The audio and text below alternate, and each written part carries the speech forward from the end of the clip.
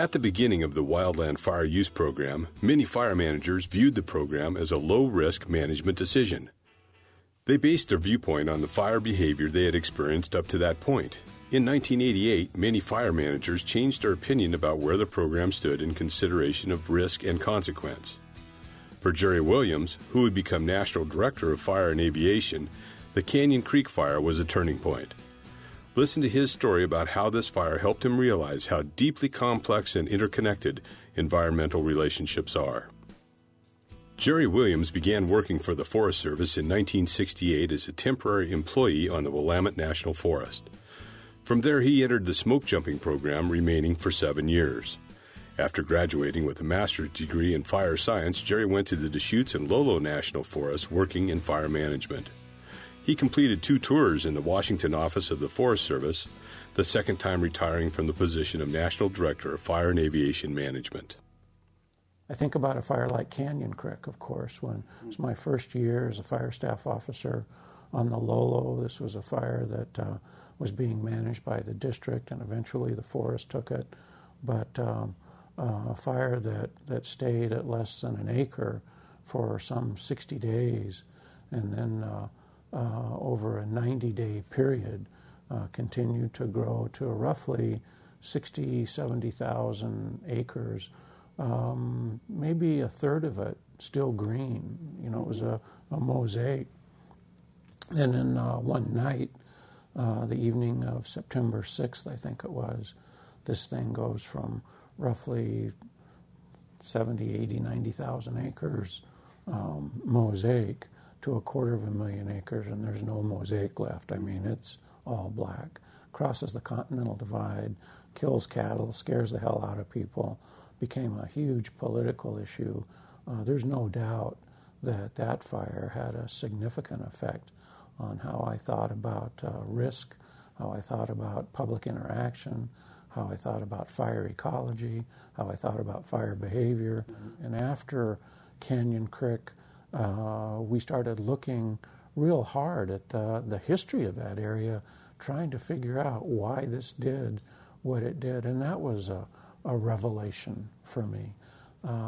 Something like 100 years almost to the day, over by Bean Lake, there were records in the University of Montana archives about the Bean brothers running for their lives because a fire had come out of the Bob Marshall of massive size. And that fire 100 years ago was the fire that established the forest that Canyon Creek burned 100 years later. Here on the south side of the Danaher, where most of the Canyon Creek fire burned, this was a stand replacement ecosystem that was very extensive, covering hundreds of thousands of acres of pretty much even-age lodgepole pine and subalpine fir and so forth.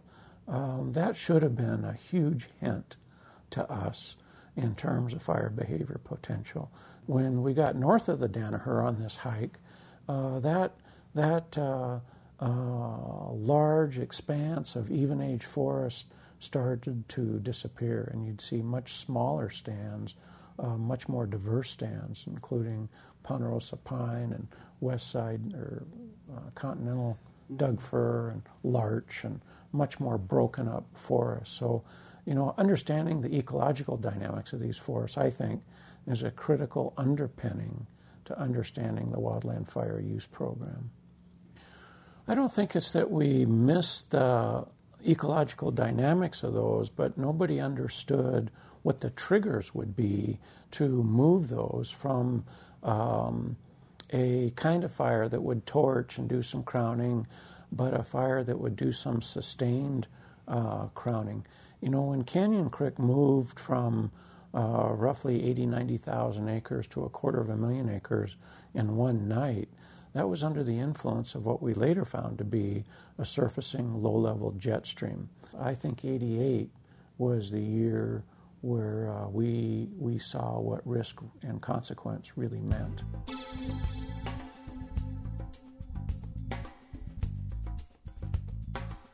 It's making a series of runs, and what's happening here,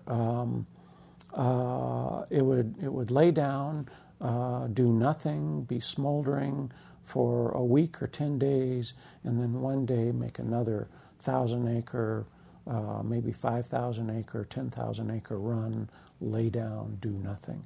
It's this on and off kind of behavior. And that was another real interesting observation to a lot of us.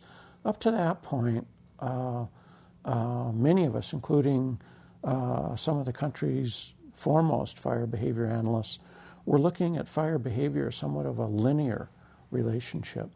The hotter and drier it gets, the more severe fire behavior is going to get.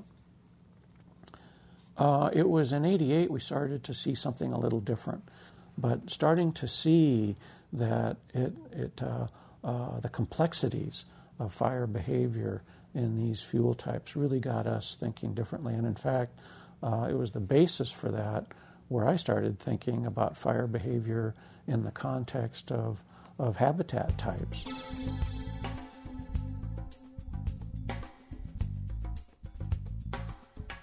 The thing that I admire about people are seeing those clues and beginning to put those clues together into some patterns. Dave Bunnell might call them rhythms, but something where you start to see that something's changed a little bit, and something that would challenge the way you've thought about things before. Challenge your assumptions, challenge the conventional thinking. The Wilderness Fire Use Program or the Wildland Fire Use Program, either one, the uncertainties that are involved in that are enormous, mostly because of the time frames involved. We don't know what next week's weather is going to bring. We don't know what the weather is going to bring 2 months from now.